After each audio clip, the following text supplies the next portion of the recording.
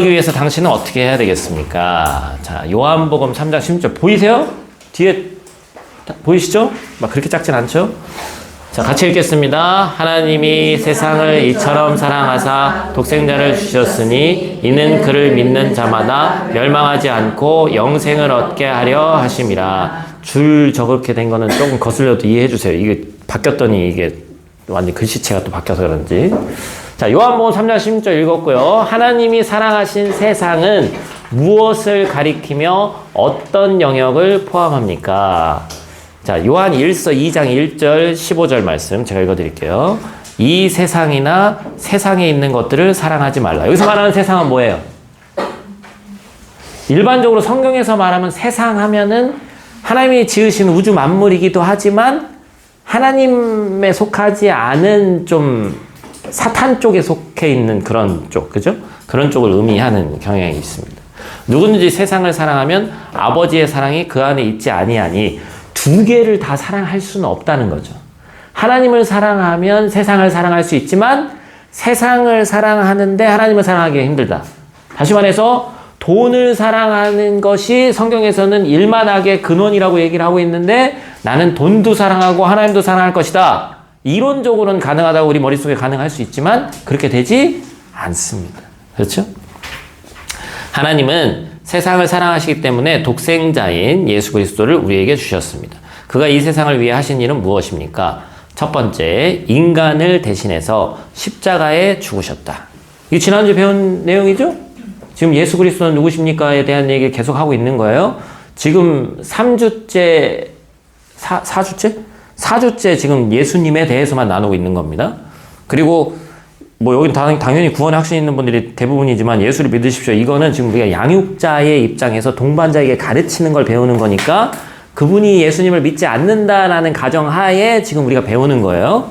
그래서 두 번째, 지난주에 배웠던 내용. 부활하셔서 우주 만물의 주관자와 교회의 머리는 누구라고요? 목사라고요? 목사도 교회의 지체예요. 아셨죠? 교회의 머리는 예수님이시다. 자, 그 내용을 꼭 기억하셔야 됩니다. 막 다 쓰진 않으셔도 돼요. 짧게 요약하는 것도 되게 중요합니다. 자, 당신은 어떻게 해야 영생을 얻을 수 있습니까? 영생이 뭐래요? 거기 써있잖아요. 가로 안에 여러분 책에 영생. 그러니까 영생은 우린 그냥 단적으로 영원히 사는 거다. 이게 영생이라고 생각하는데 사는 거니까 뭐부터 포함되는 거예요? 지금 내가 살아가고 있는 것도 중요한 거예요. 우리는 한국 기독교가 어떻게 표현해야 되지? 좀 별로다. 응? 심지어 가톨릭보다도 요즘에 못하다라고 얘기 듣는 이유는 뭡니까? 내세 사상만 너무 강조해요. 가는 천국. 근데 예수님이 처음에 오셨을 때 하신 얘기는 뭐였어요? 회개하라. 천국이 이미 왔다는 거예요, 이미. 그러니까 이 땅이 이미 주님과 있으면 하나님 나라고 천국인데 킹덤 오브 갓인데 헬라어는 바실레이아라고 그러죠? 그런데 그 하나님 나라에서 살아가는 우리인데 전혀 하나님 나라에 살아가는 것 같지 않고 이 땅은 그냥 고통스럽기만 하고 인색하고 다른 사람 생각하지 않고 그냥 가는 하는 나라. 나는 하나님 나라 갈 거야. 나는 천국 갈 거다. 근데 이제 성경에서 마치 네. 어디까지 했지? 성경에서 마치 뭐야 얘기하려다 까먹었네. 아하. 네. 무음으로 해주시고 저는 이제 리듬을 타거든요. 이 리듬이 딱 깨지면 까먹어. 자, 그래서 영생이라는 것은 이미 선포된 복음을 받아들여서 예수의 죽음과 부활 그리고 그분이 나의 구세주다라는 것을 받아들인 사람은 이 땅에서 하나님 나라를 살고 가는 하나님 나라를 산다. 그래서 믿음의 대상은 누구냐? 한 분이신 예수 그리스도다. 그리스도는 다른 말로 뭐라고 한다고 그랬죠? 자꾸 제가 물어보잖아. 그리스도는 헬라어고 히브리어로는 메시아. 그렇지. 지난주에 물어봤던 것 같은데 제가 예수님의 십자가 죽음과 부활 믿음의 행위 마음으로 믿고 입으로 시인하는 것이다. 이건 이 성경 구절 또 뒤에 나오니까. 자, 그럼 예수를 믿는, 점점 작아지는 거 같냐? 뭐, 너무 작은가? 보여요? 정의사님 왜 누가 뒤로 보냈어? 눈 좋은 분 빨리 뒤로 가. 바꿔. 빨리.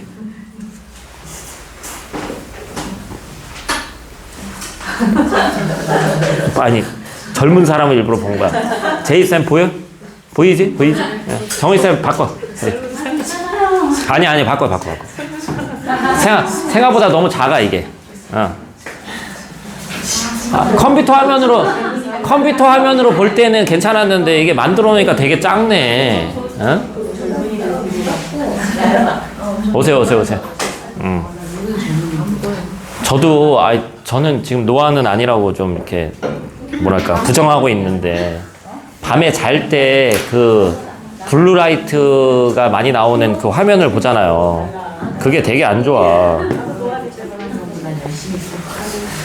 근데 그 침대에서 누워서 뭘 잠깐 보거나 그 다음에 어떤 뭐 하다못해 뭘 보더라도 그걸 보는 게 되게 꿀맛이잖아요. 그거를 포기를 못하니까 이게 눈도 안 좋아지고 점점 그렇습니다. 자, 로마서 10장 9절에서 10절 이거 되게 중요한 진짜 이 처음 듣는 분들한테는 정말 파격적인 말씀입니다. 우리는 너무 많이 들어서 잘 그렇게 못 느끼겠지만 로마서 10장 9절 10절 말씀 한번 같이 읽어볼게요. 내가 만일 내 입으로 예수를 주로 시인하며 또 하나님께서 그를 죽은 자 가운데서 살리신 것을 내 마음에 믿으면 구원을 받으리라. 사람이 마음으로 믿어 의에 이르고 입으로 시인하여 구원에 이르느니라. 이 뒤하고 연결되니까 자 로마서 10장 9절 10절은 개인의 신앙을 어떻게 하라는 거예요? 공적인 고백으로 드러내야 된다는 겁니다. 여기서 말하는 공적인 고백은 세례 때 뭐 하는 그런 류를 우린 일반 교회에서 하지만 사실 저 공적인 고백은 되게 어려운 거예요. 단적인 예를 들면 6.25 전쟁 같은 데서 너 예수 안 믿는다고 하면 살려주고 예수 믿는다고 하면 막 그런 거 있었잖아요. 그런 진짜 무슨 제암리 교회 학살 사건이라든지 그런 거. 그리고 진짜로 있었는지 없었는지 모르겠지만 예수님 그 그림 있는데 그거 밟고 가고 침 뱉으면 살려주고 그냥 아니면 순교하고 그런 시대의 그런 공적인 고백을 얘기하는 겁니다. 이건 사실 그냥 입으로 떠드는 정도가 아니죠. 마음으로 믿는 것 전인격적인 믿음이다. 성경에서는 뭐라고 얘기하냐? 나더러 주여 주여 하는 자마다 다 천국에 들어갈 것이 아니요 다만 하늘에 계신 내 아버지의 뜻대로 행하는 자라야 들어가리라. 그러니까 믿음이 먼저냐 행위가 먼저냐 이런 걸 가지고 싸울 필요가 없어요. 행위로 인해서는 구원에 이르지 못한다가 정답은 맞습니다. 그러나 믿음으로 인해서 하나님 나라에 들어가는 거지만 믿는 자, 구원에 확신 있는 자의 삶은 뭐가 드러나는 거예요? 행위로 드러나게 돼 있는 거예요. 그러니까 닭이 먼저냐 달걀이 먼저냐의 문제지 두 개는 같이 가는 거예요. 그렇기 때문에 목사님 행위로 구원받는데 뭐 하면 천국 갑니까? 그런 질문 같은 건 되게 유치한 질문이에요. 아시겠죠? 믿음으로써 구원에 이르는 거예요. 그러나 그 사람의 행위를 보면 우리는 알 수 있지. 사람은 100% 다 알 수 없지. 하나님이 그 사람의 행위를 보면 알 수 있다. 이게 정답이겠죠. 우리는 그 사람하고 1년 12달, 365일 막 계속 같이 붙어있고 24시간 붙어있는 거 아니잖아요. 그러니까 어떤 사람의 어떤 한 행위를 통해서 저런 인간이 천국 간다니, 뭐 저런 인간이 목사라니, 장로라니, 이런 얘기를 할 필요가 없어요, 사실은. 그건 지극히 개인적인 판단이에요. 저는 참 요즘에, 이건 지극히 개인적인 저 혼자만의 생각입니다. 제가 이제 오늘 여기도 좀 뭘 써놓은 게 있습니다만, 다른 사람의 삶에 우린 너무 관심이 많아. 특히나 별로 알고 싶지도 않은 정보들이 넘쳐나. 뭐 프라하는 사실 좁으니까 또 뭐 누가 어땠다더라 저쨌다더라 젓가락이 몇 개더라 뭐 그런 것까지 다 알 수도 물론 있지만 너무 관심이 많아. 특히나 연예인들 가십거리 너무 별로야. 뭐 더 이상 얘기하지 않을게요. 하여튼 저는 개인적으로 그냥 사랑했으면 된 거고, 근데 이제 물론 그 후에 밝혀져야 될 것들이 또 물론 있겠지만 우리가 관심을 갖고 안 갖고는 사실 중요한 게 아니잖아요. 그죠? 너무 그런 쪽에 관심이 많아요. 입으로 시인하는 게 왜 중요하냐?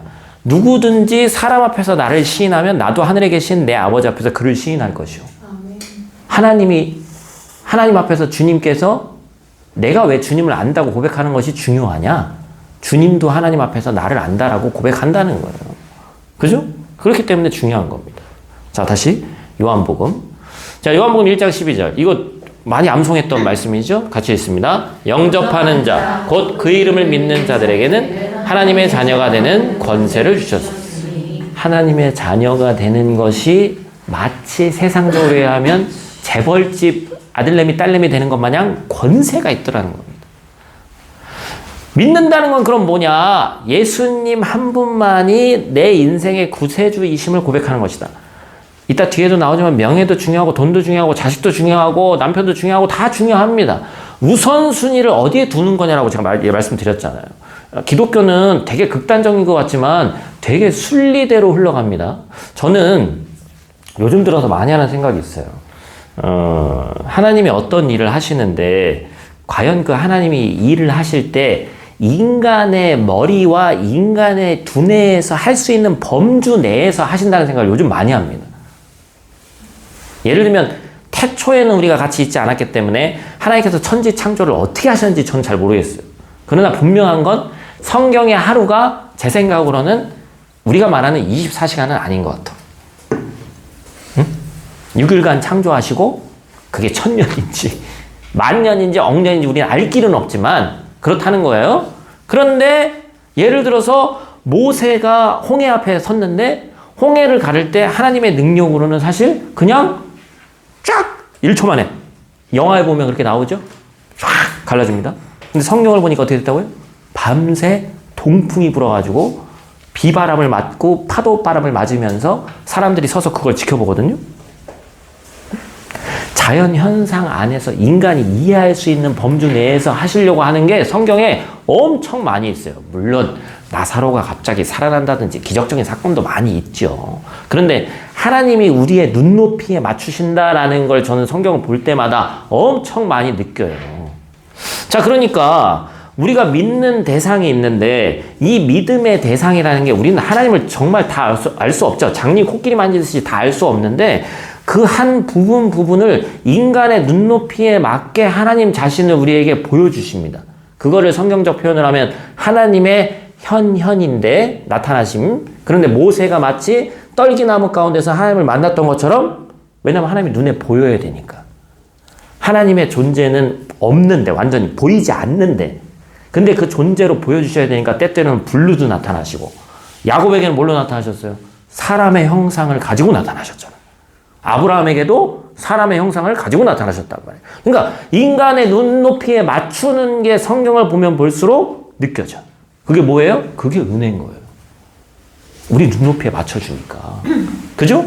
세 번째, 사도행전 2장 38절 또 읽습니다. 베드로가 이르되 너희가 회개하여 각각 예수 그리스도의 이름으로 세례를 받고 죄 사함을 받으라. 그리하면 성령의 선물을 받으리라. 자, 구원의 필수 조건이 지금 세례라는 거예요? 그 얘기가 아니에요. 그렇죠? 그러나 세례 받은 자는 뭐 했어요? 공중 앞에서 고백을 했죠? 그렇기 때문에 세례를 받고 상징적인 행위지만 물로 인해서 나는, 옛사람이 나는 죽고 새 사람으로 태어났다라는 걸 상징적으로 얘기해 주는 사건이죠. 제가 천주교 사제 서품하는 거는 좀 멋있다, 좋다라고 예전에 한번 얘기한 적이 있는데, 저희는 목사 한수 받을 때 그냥 그 세례 받듯이 똑같이 이렇게 하고 받았거든요. 근데 천주교 사제는 어떻게 한다고 그랬어요? 여기서 보여드려? 대자로 뻗어가지고 이렇게 누워서 인간이 할 수 있는 가장 낮은 모습을 한다는 거예요. 상징적인 의미가 있죠. 그런 건 좀 배우지. 그런 건 또 안 배워. 하여튼 어떤 인간의 상징적인 행위지만 뭘 얘기하는 거예요? 가장 낮은 모습으로 나는 죽었습니다. 이제 나라는 인간 없습니다. 그러면서 사실 천주교는 물론 주초는 하시지만 결혼을 안 하잖아. 어쨌든. 나는 하나님과 결혼했다. 수녀님들도 마찬가지죠. 그죠? 그래서 그런 면에서는 그 정도 결단을 하는 거기 때문에 존중받아야죠. 그죠? 그래서 회개는 뭐냐? 원어적인 것도 예전에 제가 한번 말씀드린 적이 있죠? 구약 성경에서 회개하다라는 단어는 슈브라고 하는데 제가 뭐라고 그랬어요? 갔던 길에서 완전히 180도 돌려서 다시 내가 있어야 될 자리로 돌아오는 게 회개라고 그랬어요. 그렇죠? 세례. 예수님을 믿음으로써 죄 씻음을 받았음을 상징하는 것이, 상징하는 예식이다. 자, 예수를 믿으면 개인에게 어떠한 변화가 일어납니까? 현 상태 뭐예요? 읽습니다. 영생을 얻었고 미래의 약속 심판에 이르지 아니하나니 과거의 변화 사망에서 생명으로 옮겼느니라. 영생을 얻었고 요거 되게 어렵다. 영생을 얻었고 진행형 현 상태니까 미래의 약속 심판에 이르지 아니한다. 진행형 과거의 변화 사망에서 생명으로 옮겼느니라는 뭐예요? 진행형 아니야. 이거는 완료형이에요. 완료형. 사망에서 생명을 올린 건 끝났어. 이제는 우리는 생명에 속한 자들이에요. 아시겠죠? 그래서 요한복음 5장 24절에 이 내용이 나와 있는 거예요. 같이 읽겠습니다. 내가 진실로 진실로 너희에게 이르노니 내 말을 듣고 또 나를 보내신 이를 믿는 자는 영생을 얻었고 심판에 이르지 아니하나니 사망에서 생명으로 옮겼느니라. 로마서 8장 1절과 2절은 죄와 사망의 법에서 해방됐다고 얘기하고 있고 골로새서 1장 13절은 흑암의 권세에서 예수의 나라로 옮겼다라고 얘기를 합니다. 그러니까 이전에는 세상 가운데 있던 자가 하나님 나라의 백성이 됨으로써 죽은 생명이었는데 여기서 말하는 죽은 생명은 뭐예요? 원래는 안 죽는다고 그랬죠? 에덴 동산에서 우리는 원래 안 죽는 존재였어요. 하나님과 영원히 사는 존재였어요. 그래서 생명나무가 있었잖아요. 그 상징인. 그런데 죄가 들어옴으로써 죽음이 생긴 거예요. 그래서 우리 이제 인류는 약 100살도 못 살고 성경대로 하면 뭐 80, 90, 뭐 많이 사는 사람 봐봐야 120세 정도 사는 거예요. 지금도 우리도 그렇죠? 지금 세계에서 가장 오래 사는 양반이 한 118세 뭐 이 정도 될 거예요. 아마 일본인가 어딘가 있는 분인데. 근데 하여튼 그런 분이 그 정도란 말이에요. 인간이. 그런데 결국에는 이 땅에서의 삶이 전체가 아니라 결국에는 하나님 나라의 연속선상에서 우리 인간의 육신은 늙고 막 그렇게 되지만 그렇죠? 제가 남자분들 양육할 때도 그거 물어봤거든. 천국 가면 어떤 형태로 있을 것 같아요? 우리가 천국 갔어. 전혀 성경적인 내용은 아니야. 성경에 나오진 않으니까. 어떤 형태로 있을 것 같아? 이수님 집사님 몇 살 때로 있을 것 같아? 막 변해 막? 오늘은 10세, 내일은 40세 막 이래? 아예 다를 것 같아. 완전.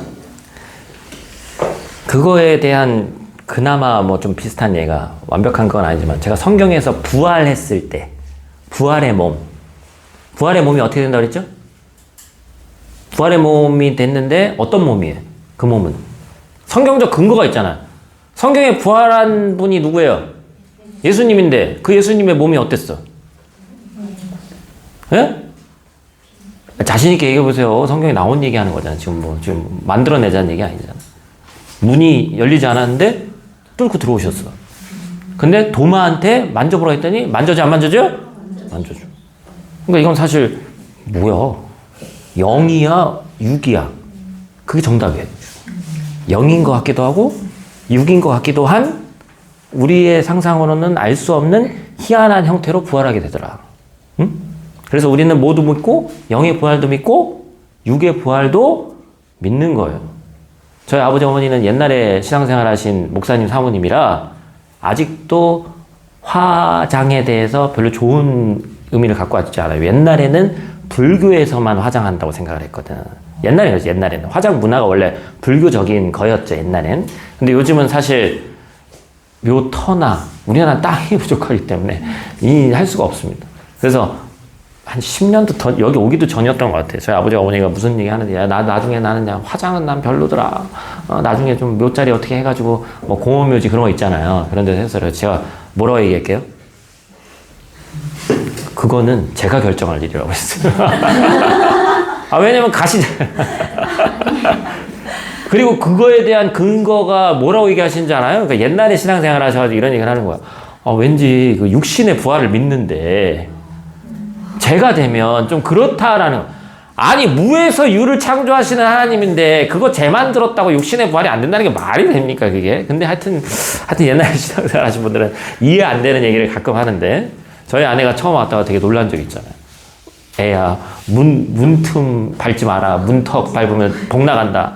저희 어머니 사모님 저번에 사모님이 그런 얘기 하시는 거예요. 그러니까 이 믿음의 그거하고는 다르게 옛날부터 내려와 있는 그게 있는 거죠. 하여튼 우리는 육의 부활과 영의 부활 두 가지를 믿는다. 그러나 성경적인 근거를 찾아보자면 하여튼 희한한 형태의 그것이 되는 것이다 라고 이 정도로 이해하면 되겠습니다.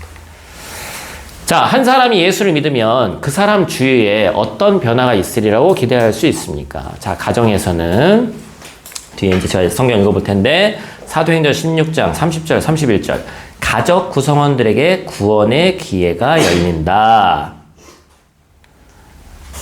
어딘들 안 그랬겠어요?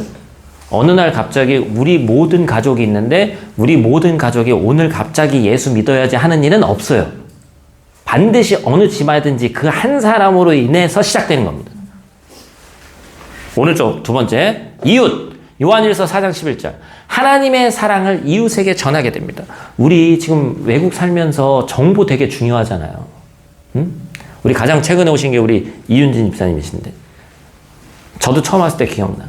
구글 그때 번역기 그때도 있었거든.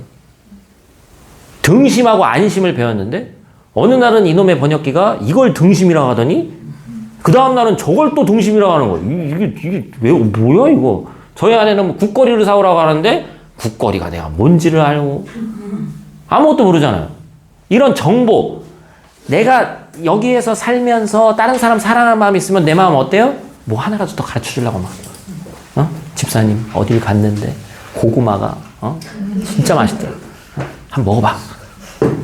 물론 이제 그렇게 얘기했다가 별로던데 하면 이제 속상할 수도 있지만 하나라도 내가 좋은 게 있으면 막 가르쳐 주고 싶단 말이에요. 이게 사랑하는 마음이거든 사실. 그죠? 그거예요 그거. 사회는 이제 좀 더 우리가 고민해 봐야 되는데 세상의 빛과 소금으로서 우리 역할을 잘하고 있는 어둠이 전체고 빛이 요만큼이거든요. 누가 이깁니까? 빛이 이깁니다. 이 원리를 우리는 자꾸 잊고 살아요. 그래서 세상에서 뭔가를 할 때마다 막 주눅 들고 우리 나 해봐야 목사님 될까요? 아니죠. 빛과 소금의 공통점은 퍼센트로 따졌을 때 진짜 작은 부분인데 바다도 마찬가지죠. 바다가 오히려 97% 되는 게 그냥 민물이고 한 2.3인가 3% 정도 함유되어 있지 아마 제가 알기로는 과학적으로 정확히 기억이 안 나는데 그죠? 그런데 그 맛은 무슨 맛이에요? 맹물이 아니라 짠맛인 거예요. 그렇기 때문에 빛과 소금으로서의 역할은 당연히 작은 부분이지만 사회 전체에 영향을 미치게 되어 있는 겁니다. 응? 이번에 봤더니 어디야? 여의도 순복음교회 야당 대표, 여당 대표 둘 다 가가지고 부활절 기도회 준비한다고 거기서 막 찬양 같이 앞에 나가서 부르고 있고 응? 참 생각을 많이 하게 되더라고요. 그죠? 박찬대 원내 대표랑 저기는 지금 한나라당 누구지? 국민의힘 누구지? 권성동 씨. 네, 하여튼 관심을 좀 가지셔야 됩니다. 자, 가정의 첫 열매들의 중보기도와 헌신을 통해 하나님이 그의 가족 모두를 반드시 구원하신다. 아멘 하세요. 네? 이 진짜 중요한 얘기입니다. 어디나 첫 열매가 있습니다. 그 첫 열매는 힘들 수밖에 없어요. 그러나 그 첫 열매를 통해서 그 가정을 반드시 구원하신다. 이웃, 사랑을 받아본 자만이 남을 사랑할 수 있다. 이 사랑은 세상에서 사람이 주는 사랑이 아니라 우리는 그리스도인은 하나님의 사랑을 맛보았기 때문에 맛보았기 때문에 이웃을 사랑할 수 있는 것입니다. 그죠? 자, 사회. 당신은 이 어둠의 세상에서 어떤 태도를 취하고 있습니까? 가정에서, 직장에서 주눅 들어있지 말고 빛과 소금으로서의 역할을 시작해야 됩니다. 제가 언제인지 몇 달 전인지 이제 남편들 우리 예배 드릴 때 제가 그 얘기 한번 했던 것 같은데 대예배 때 얘기한 것 같은데 직장에서 신우에 세워주기를 기도해라. 기억 아무도 안 나시나요? 응? 기억나죠? 기도해야 됩니다. 막 우리 기업은 옛날부터 막 모이면 막 술 먹고 막 노는 문화 많아가지고 신우에는 꿈도 못 꾸고요. 목사님 막 한 100명 있는데 한 2명 교회 다닙니다. 성경적으로 얘기하면 두세 사람이 모인 곳에 나도 너희와 함께 있는다고 그랬어요. 시작하면 되는 거예요. 제가 그래서 부르라고 했잖아요. 아직도 부르는 분이 아무도 없어. 불러야 돼. 목사가 그 가정 가면서 제가 4월 중에 직장 신방을 한번 가야 되겠다. 우리는 이제 작년에는 춘계 신방 했으니까 올해는 이제 대신방 너무 또 자주 오면 그러니까 가을에 대신방은 할 건데, 근데 춘계 때는 이 남자분들 한번 직장을 내가 방문해서 기도 한 번씩 하고 와야 되겠다. 그런 생각이 제가 들었습니다. 그곳에서 막 그런 뭐 붐이라고까지는 뭐하지만 그런 움직임이 막 일어나야 됩니다. 응? 기도하는 모임. 처음에 무슨 그걸 뭐 몇 시간씩 하고 당연히 못하죠. 모여서 3분, 5분 그 짧은 나눔 하더라도 신뢰가 있고 없고에 엄청난 차이가 있습니다. 그렇죠? 나로 인해서 시작된다 이거예요. 응? 세상의 빛과 소금의 의미. 세상의 소금, 너희는 세상의 소금이다. 너희는 세상의 빛이다. 빛을 비추는 삶. 이같이 너희 빛이 사람 앞에 비치게 해야 된다. 말씀은 다 읽었으니까 아시는 거니까. 자, 밑에 우리는 빛이다. 이 빛을 세상에 적극적으로 비춰 그 어둠을 책망하고 세상도 빛이 되게 해야 한다. 세상의 빛과 소금의 역할을 감당해야 된다. 그 얘기입니다. 그죠? 자, 넘어갑니다. 어둠을 책망하고 세상도 빛이 되게 해야 된다. 자, 5번. 예수를 믿으면 우리 각자는 하나님과 특별한 관계를 맺게 됩니다. 즉, 하나님의 백성, 하나님의 자녀가 됩니다. 이 말은 우리가 하나님과 관계를 맺는 순간 이미 그를 믿는 다른 사람들과도 관계를 맺게 됩니다. 로마서 12장 5절은 이 관계를 어떻게 묘사합니까? 자, 베드로전서 2장 9절부터 같이 읽겠습니다. 그러나 너희는 택하신 족속이요 왕 같은 제사장들이요 거룩한 나라요 그의 소유가 된 백성이니 이는 너희를 어두운 데서 불러내어 그의 기이한 빛에 들어가게 하신 이의 아름다운 덕을 선포하게 하려 하심이라. 마르틴 루터가 1517년가에 종교개혁을 했거든요. 마르틴 루터는 처음부터 교회를 다 뒤집어 엎어가지고 새로운 어떤 종교를 만들려고 했을까요? 아니면 유지하면서 뭐 그 안에서 이제 새로운 개혁이 일어나기를 원했을까요? 개혁자들은 다 처음부터는 내가 나가가지고 딴 거 뭐 해야지 이렇게 생각하는 사람 아무도 없습니다. 그 안에서 하려고 했는데 그 안에가 너무 썩어버린 거예요. 어느 날 갑자기 이 말씀을 읽고 있는데 뭐가 깨달아졌어요? 중세 시대까지만 해도 제사장론에 의해서 신부만 성경 읽고, 왜냐면 라틴어로 돼 있으니까 신부만 설교하고 신부만 하나님한테 직통계시한다고 생각했단 말이에요. 응? 그랬는데 술과 그 포도주와 빵, 여긴 빵이니까 빵이 있는데 어느 날 어떻게 된 거예요? 전통적으로 하다가 보니까 빵은 떨어진 거를 뭐 주워서 먹을 수 있는데 이 잔은 먹다가 일반 성도들이 누가 하다가 떨어뜨릴 수도 있고 흘릴 수도 있잖아요. 천주교에서 믿는 거는 뭐라고 그랬어요? 상징론이 아니라 진짜 그 몸이 변했다. 예수님의 몸이 피가 변했다라고 믿는 걸 제가 갑자기 단어를 까먹었어요. 무슨 논이라고 하거든요. 그걸 믿는단 말이에요. 그러니까 예수님의 피를 땅바닥에 떨어뜨리면 된다는 거예요, 안 된다는 거예요? 안 되기 때문에 성배라고 하는 대빵 큰 잔을 만들어가지고 그건 떨어뜨릴 일이 없으니까 신부만 마셔라. 빵은 심플하게 만들어가지고 동그란 걸 만들어가지고 깨지도 않고 부스러기도 안 생기게 생긴 걸로 심플하게 만들어서 주님의 몸이라고 하나씩 주고, 잔은 니들은 떨어뜨리니까 먹지 마라. 어떻게 되는 거예요? 성만찬이 층이 생긴 거예요. 계급이 생긴 거예요. 신부들만 먹을 수 있어요. 주님의 피는. 근데 마르틴루터가 아무리 생각해봐도, 다시 말해서 나는 제사장이고 니들은 평신도 아무것도 아니야. 그냥 일반 백성이야. 계급이 생겨버리는 거예요. 더군다나 교회의 머리를 천주교는 누구라고 생각합니까? 예수 그리스도가 아니라 베드로라고 생각한단 말이에요. 베드로. 그 베드로가 누구예요? 교황이 교황. 베드로에서 일대 교황이 베드로예요. 성경에 일대 교황은 베드로 너야 이렇게 얘기한 적은 없지만 천주교는 그렇게 생각한단 말이에요. 왜냐면 주님께서 내가 너에게 천국 열쇠를 주노니 이 단어에 꽂혀가지고, 그리고 베드로 너는 반석이다. 응? 개바, 베드로 똑같은 얘기예요. 반석 똑같은 얘기입니다. 교회를 네 반석 위에 세우겠다. 일대 교황이다. 이렇게 생각한단 말이에요. 베드로는 자기가 한 번도 일대 교황이라고 생각한 적이 없어. 베드로는. 근데 후대 인간들이 2대, 3대는 저도 누군지 몰라. 근데 1대는 알아. 그래 놓고서는 층을 만들어버리는 거예요. 지금 한국 교회도 똑같이 사실은. 죄송하지만 저도 한국 개신교 내에 있는 제도권 안에 있는 목사로서 있지만 집사님들 오해하지 말고 들으세요. 집사 직분 사실 필요 없습니다. 그냥 다 똑같아. 목사도 말 그대로 무리를 이끄는 리더로서 세워진 거지. 그냥 대표 리더 이 정도 이름 했으면 좋겠어 솔직히. 직분 전혀 필요 없습니다. 원래 집사님 뜻이 뭐라고 했죠? 종이라고 했죠. 종. 종1, 종2, 종3인 거예요. 대빵종. 예수님 밑엔 다 똑같은 거예요.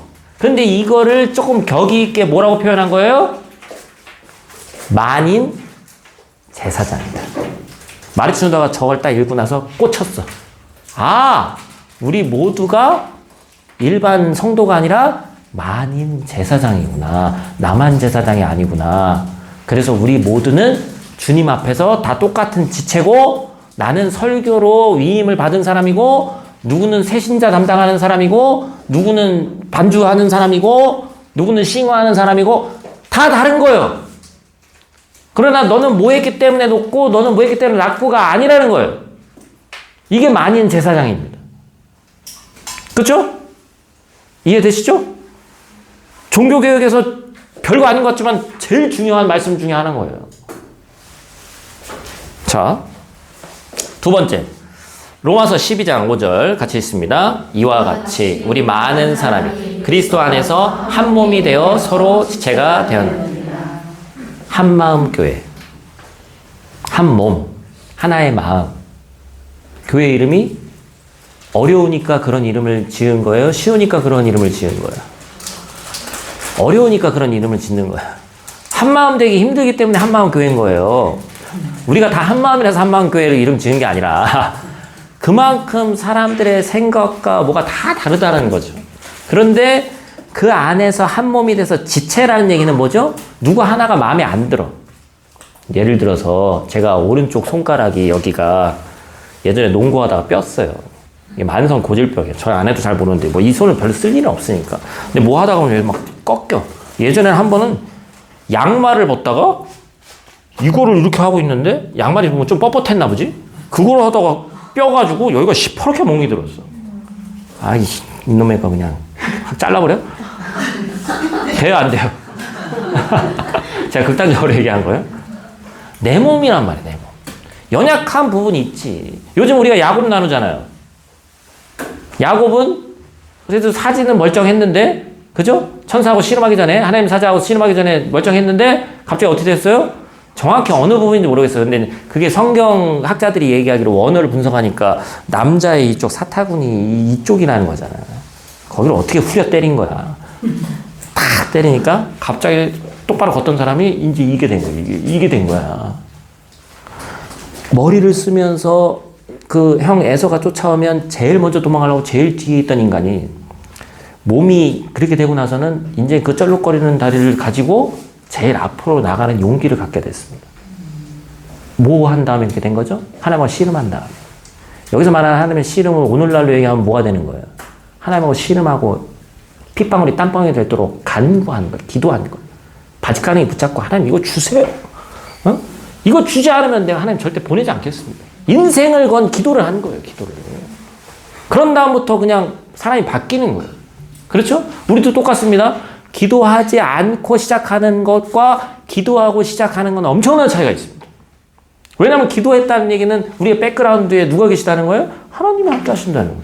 내 손 잡고 하나님이 같이 가신다는 거예요. 그거는.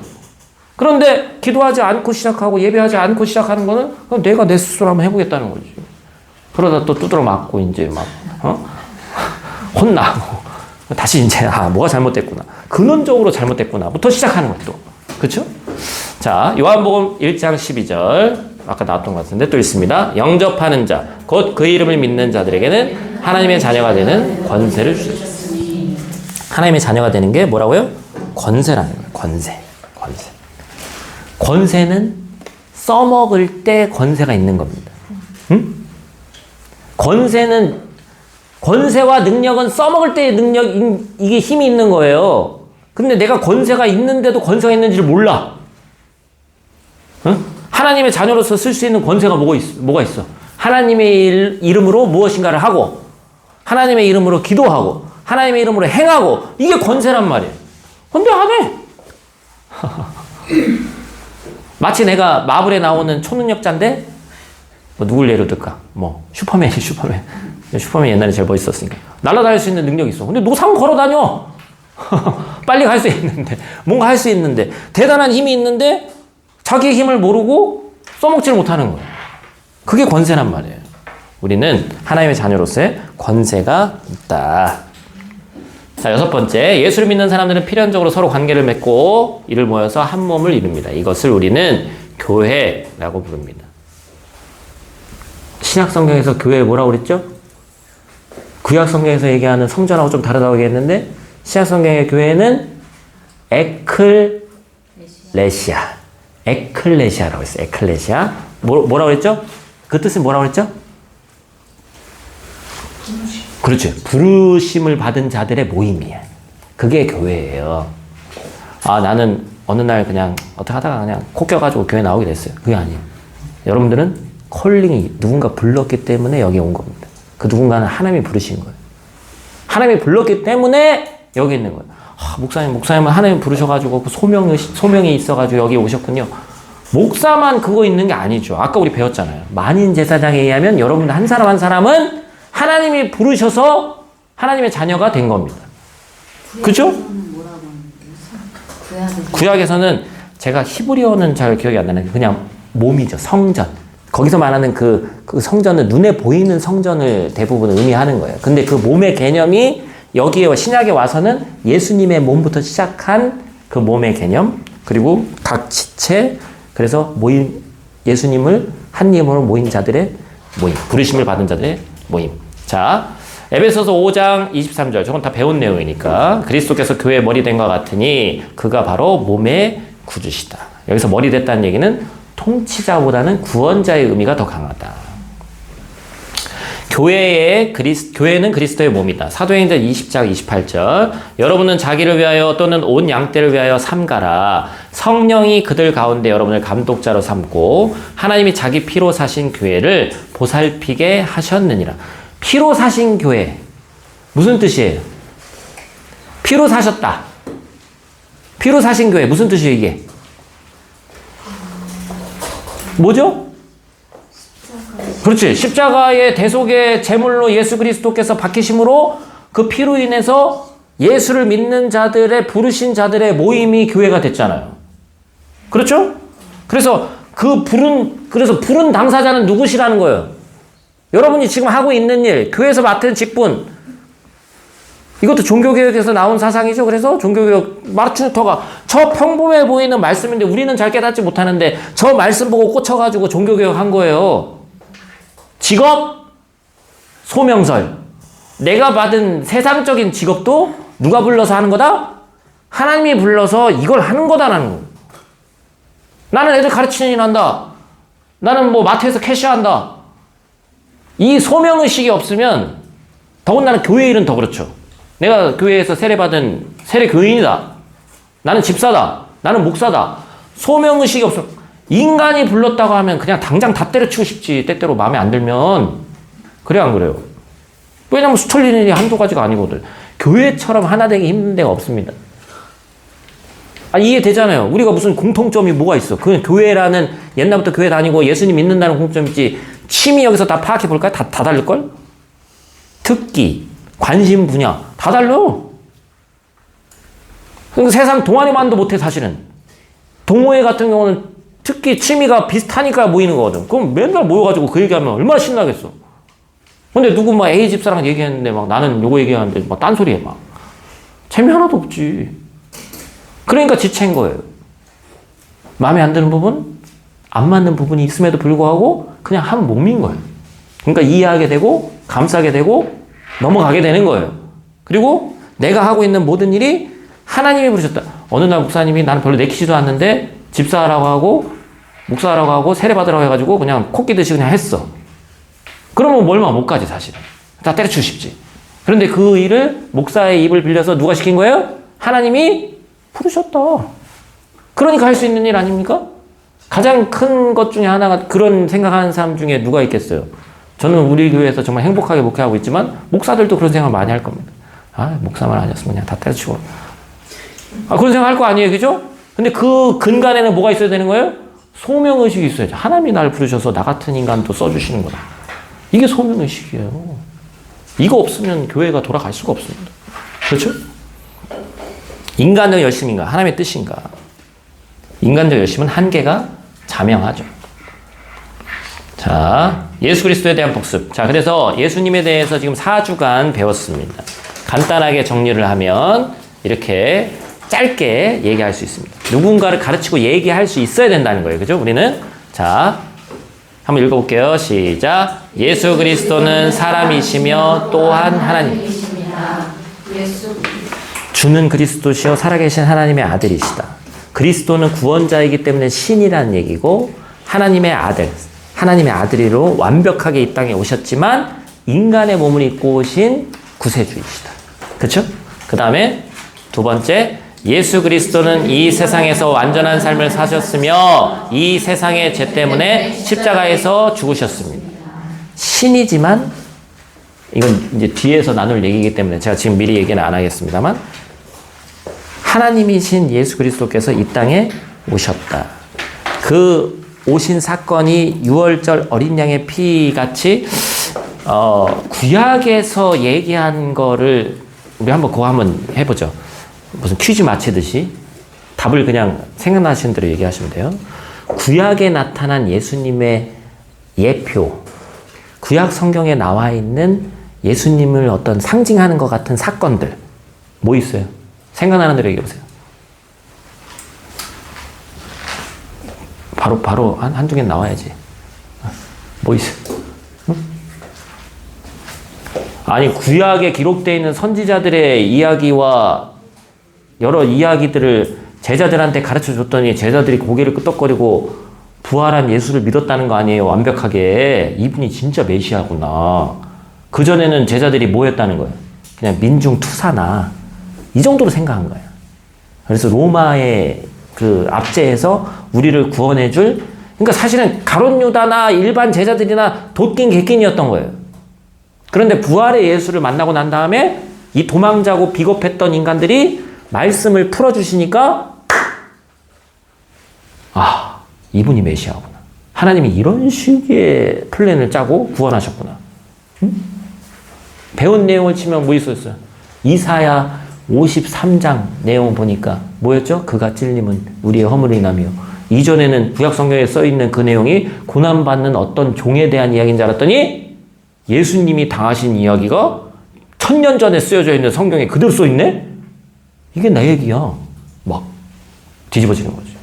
이게 메시아구나. 또 뭐 있어요? 사건. 예를 들면 하나만 더 말씀드려요. 모리아 산에서 아브라함과 이삭이 올라갑니다. 제물은 이삭이었어요. 그런데 속죄 제물로 이미 드린 바 될 뭐가 준비되어 있었어요? 대속의 제물인 어린 양이 준비되어 있었죠. 십자가 사건하고 똑같잖아요. 또 막 이럴 땐 지르는 거예요. 그냥 대부분 맞다고 해. 왜냐면 구약에 있는 내용은 뭐 이렇게 딱 나오면 다 맞아. 그 예표예요. 예표라고 하거든요. 구약의 예표. 뭐 있을까? 곽 집사님 뭐 있을까? 뭐 구약에 있는 어떤 사건이 예수님을 나타내는 뭐 있을까요? 또 있잖아. 막 그 저기 숫자 3일도 있었던 것도 있잖아. 3일. 이제 집사님.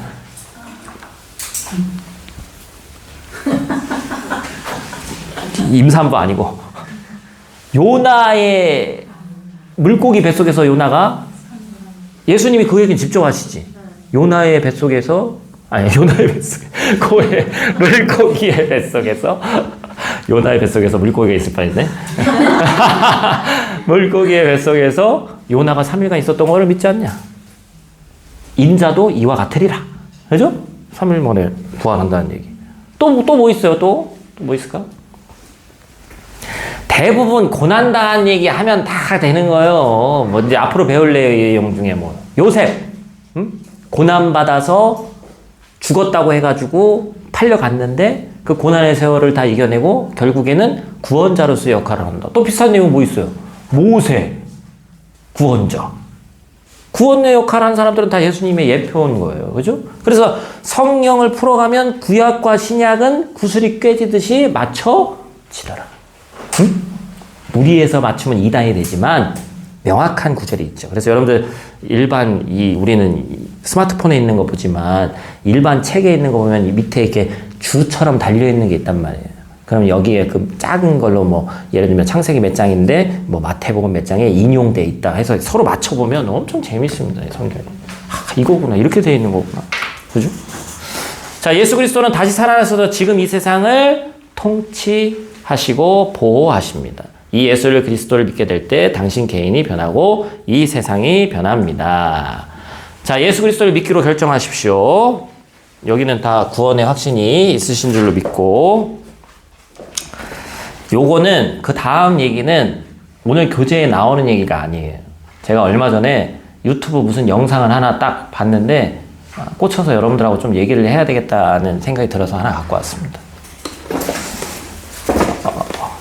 진화생물학이라고 들어보셨어요? 진화생물학. 그러니까 진화론자예요. 진화론자. 진화론에 의하면 우리는 어떻게 생겨났죠?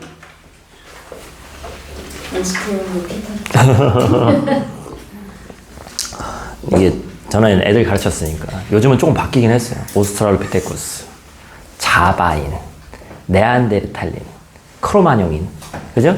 호모 사피엔스까지 가가지고 생각하는 사람이라는 이 진화론의 이 줄기에서 이제 나옵니다.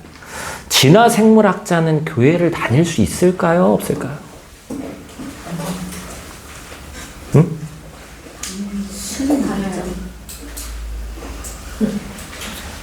이 양반은 교회 다니는 진화 생물학자입니다. 응? 근데 이분 말고 여자 교수 중에 또 유명한 분이 있어요. 그분은 아까 제가 얘기했던 창조의 그 하루를 거의 한 10억 년으로 봐요. 진화론을 통해서 하나님이 천지를 창조했다. 유신진화론이라고 하죠. 근데 그 기독교적인 사상은 좀 죄송하지만 아닙니다. 그런데 과학은 그분이 뭐라고 얘기하냐? 과학은 어떻게는 답하는데 왜에 대한 답을 해줄 수는 없단 말이에요. 그래서 진화생물학은 생명이 어떻게 생겼나를 연구하는 거기 때문에 나는 그것을 설명할 수는 있는데 왜 나라는 존재가 존재하는지를 설명할 수 없다. 왜냐는 질문에 예수님이 우리의 존재 목적과 삶의 의미를 알려주신다.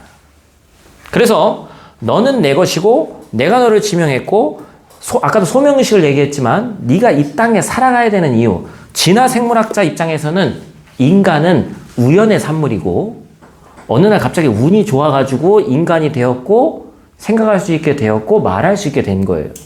그렇기 때문에 약 100년 정도 지나고 육신이 끝나는 때가 오면 가는 곳도 없고 어디서 왔는지도 모르기 때문에 내 존재의 의미를 보면 그냥 썩어 없어질 고깃 덩어리에 불과하다는 거예요. 맞잖아요. 유통기한은 100년입니다. 그 다음에는 썩어 없어집니다. 맞잖아요. 그냥 인간적인 몸으로 비유를 들자면. 그렇기 때문에 어떻게 생겨났느냐, 다세포, 단세포 얘기해서 어떻게 했느냐 설명할 수 있지만 자기 입장에서는 왜 이 땅을 살아가야 되고 왜 무슨 생각을 하면서 우리가 어떤 목적을 가지고 이 땅에 살아가야 된다. 진화생물학적으로 보면 뭐 하기 위해서 살고 있는 거예요, 우리는? 나중에 썩어 없어지기 위해서 살고 있는 거예요. 그러니까 자기가 하는 학문에 대한 학문적으로 자기는 박사고 많이 배운 사람이지만 답이 나오지 않는다는 거죠. 그렇기 때문에 자기는 교회를 다니는데 만약에 내가 썩어 없어질 고기이기 때문에 그걸 목적으로 살고 있다면 너무 초라하고 내 인생이 답이 없는 거죠. 그 얘기를 하는 거예요. 배움의 끝에서. 그렇죠? 두 번째, 삶의 기계적 우연이 아닌 의미 있는 부르심이 있다. 진화론적 관점에서 인간도 결국 우연한 돌연변이의 산물일 뿐이지만 사람은 본능적으로 이 삶이라는 게 어떤 의미가 있는 것인지 찾게 돼 있다는 거예요. 그런데 그 공허함이 세상적인 것으로는 채워지지가 않더라는 것이죠. 그것은 하나님만이 채울 수 있기 때문에 그렇습니다. 왜 그래요? 인간의 본성 가운데 에덴 동산에서 하나님과 같이 살 때 가장 풀로 충만했거든요. 그 본성이 우리 안에 남아있는 겁니다. 그래서 세상에 그 어떤 걸로도 채워지지 않는데 하나님을 만났을 때 다 채워진 것 같은 느낌이 드는 것이 그것 때문에 그래요. 대표적인 예로 연예인 같은 사람들이 그렇죠? 연예인들 막 돈도 많이 벌고 뭐하고 저희도 먼 친척 중에 한 분이 주현미 씨인데 주현미 씨 신사동 그 사람 불렀나?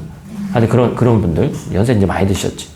돈을 뭐 옛날에 무슨 공연 나가면 그 30년 전에도요 한 번 나가면 한 2천만 원씩 받습니다. 하루에 많이 벌면 1억도 번대. 그러니까 이거는 차원이 다른 거예요. 그럼 행복해야지. 그렇게 바쁘게 살고 돈 많이 버는 사람들 나와서 인터뷰하는 거 100이면 99를 보세요. 뭐라고 합니까? 인생에 소망과 희망이 없다는 거예요. 내가 무엇을 위해서 살았는지 모르겠다는 거예요. 왜냐면 가져도 끝이 없거든. 그 행복은 그냥 돈으로 채워지는 것이 아니거든. 그러다가 어느 날 갑자기 건강 잃을 수도 있고. 그잖아요? 결국에 그 공허함은 우리가 잃어버렸던 하나님과의 관계에서만 가능하다. 하나님이 사람의 마음에 영원을 사모하는 마음을 주셨기 때문에 그 마음 가운데는 하나님을 모르는 사람도 하나님과 영원을 사모하는 마음이 있더라는 거예요. 세 번째, 지식으로는 채울 수 없는 존재의 공허함. 과학자는 많은 지식을 알 수 있지만 내면의 외로움, 죄책감, 두려움, 죽음에 대한 불안은 지식만으로는 해결되지 않습니다. 그렇죠? 내가 엄청 많이 배웠어. 근데 갑자기 오늘 가가지고 어디가 안 좋아서 갔는데 3개월 남았습니다. 그럴 수 있잖아요. 지식으로 채워집니까 그게? 전혀 채워지지 않죠. 결국에 예수님은 정보가 아닌 관계로 이 땅에 오셨다. 수고하고 무거운 짐 지는 자들아 다 내게로. 죽음 너머의 문제에 대한 유일한 답을 우리는 찾을 수 있습니다. 과학은 죽음 이유를 실험하거나 관찰할 수 없습니다. 뭐 별거 다 있더라고요. 예전에 해서 사후세계 해가지고 뭐 네팔 조정에서 뭘 봤네 뭐 했네 막 그런 거 있는데, 그리고 가끔 가다가 유튜브에도 여러분 그런 거 너무 찾아보시면 안 돼요. 뭐 지옥 갔다 온 양반 뭐 하는 양반 뭐 지옥에서 온 사람이요? 뭐야 그게.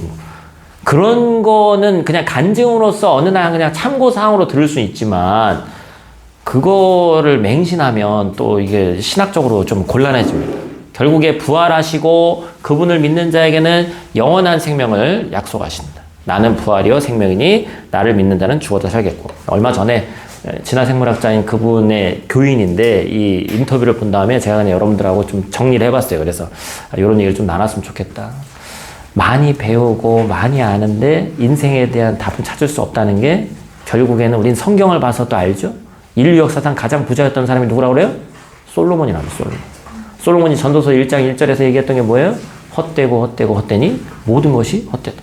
가장 많이 목사님 그래도 가져봤으면 좋겠어요. 그 마음은 알아요 나도. 뭐라도 됐으면 좋겠어요. 가져보고 나도 헛되다는 얘기 해봤으면 좋겠어요. 그 마음은 알지만 뭐 하나님의 때가 되시면 그러실 때면 주실 수도 있고, 그러나 가져서 불행할 수도 있고 안 가졌는데 행복할 수도 있습니다. 그것을 돈이나 다른 걸로 채우려고 하지 말고 하나님으로부터 충만하게 채우면 나머지 부분들은 하나님께서 알아서 해주시는 거예요. 그것을 신뢰하는 저와 여러분들 되시기를 축복합니다. 자, 우선 기도하고 마치고 오늘 나눔하는 거 또 나눔하도록 하겠습니다. 하나님 감사합니다. 오늘도 하나님의 말씀을 또 이렇게 잘 나눴습니다. 그 안에 하나님께서 우리에게 하고자 하는 말씀을 부족한 종이 전했는데 우리 사랑하는 성도들의 또 인생 가운데 새겨지는, 깊이 또 느껴지는 말씀 될 수 있도록 도와주시고, 때때로 우리가 그 말씀 듣고 의문이 들고 또한 잘 믿어지지 않는 말씀이 있는 것이 인간인지라 당연합니다. 우리가 기도할 때 하나님 믿어지게 하시고 그 말씀대로 살아갈 수 있는 능력을 우리에게 더하여 주시옵소서. 교회를 다니고 하나님 자녀된 우리의 이 특권이 우리 가족만을 위한 것이 아니라 만방에 하나님의 말씀을 전하는 그 귀한 사명과 소명의식이 우리에게 있을 수 있도록 도와주시고, 우리가 세상에서 하는 일, 또 교회에서 직분을 가지고 하는 그 모든 일이 하나님께서 우리에게 주신 일임을 알고 소중히 여기며 열심을 다해서 정말 끝까지 감당하는 저희들 될 수 있도록 하나님 도와주시옵소서. 이 시간 이후에 나누는 교제 가운데도 성령 하나님 함께 하실 줄 믿사옵니다. 예수님의 이름으로 기도드립니다. 아멘.